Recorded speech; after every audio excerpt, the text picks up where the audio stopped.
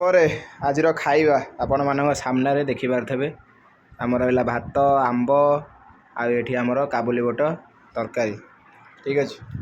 ଆରେ ଭାଇ ଜୟ ଶ୍ରୀରାମ, ମୁଁ ପ୍ରଭାତ। ତ ଆପଣମାନଙ୍କୁ ସ୍ୱାଗତ ଜଣାଉଛି ଆଉ ଗୋଟେ ସର୍ଟସରେ।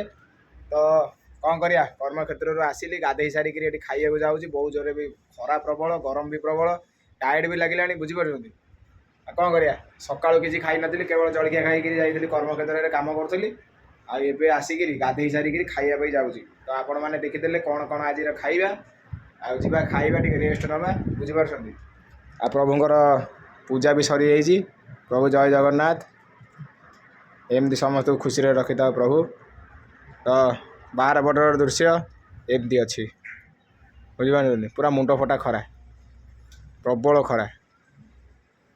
ତ ଆପଣମାନଙ୍କୁ ପୁଣି ଥରେ କହି ରଖୁଛି, ଆପଣମାନେ ଖରାରେ ବାହାରକୁ ଯାଉଛନ୍ତି ତ ପାଣି ବୋଟଲ ସାଙ୍ଗରେ ନିଅନ୍ତୁ। ଆଉ ଓଦା ଗାମୁଛା କିମ୍ବା ଛତା ଆଉ ହେଡ଼୍ କ୍ୟାପ୍ ପିନ୍ଧିକିରି ଯାଆନ୍ତୁ, ବୁଝିପାରୁଛନ୍ତି।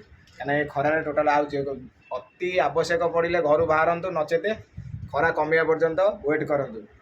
ଖରା କମିଲା ପରେ ଆପଣ ସେ କାମଟାକୁ କଣ୍ଟିନ୍ୟୁ ରଖନ୍ତୁ, ବୁଝିପାରୁଛନ୍ତି। ଆଉ ଏ ଖରାରେ ଟୋଟାଲ୍ ବାହାରନ୍ତୁ ନାହିଁ, କାହିଁକିନା ସନଷ୍ଟ୍ରୋକ୍ ହେଇଯିବାର ସମ୍ଭାବନା ଅଛି, ବୁଝିପାରୁଛନ୍ତି। ଆଉ ସଫିସିଏଣ୍ଟ ପାଣି ବି ପିଅନ୍ତୁ, ବୁଝିପାରିଲେ। ଆଉ ଏମିତିଆ ଅଛି ଆଉ, ବୁଝିପାରୁଛନ୍ତି। ଆଉ କ'ଣ କରିବା, ଯିବା ଖାଇଦେବା, ଖାଇସାରିକି ଟିକେ ରେଷ୍ଟ ନେବା। ତ ସେଥିପାଇଁ ରହୁଛି, ବାଏ।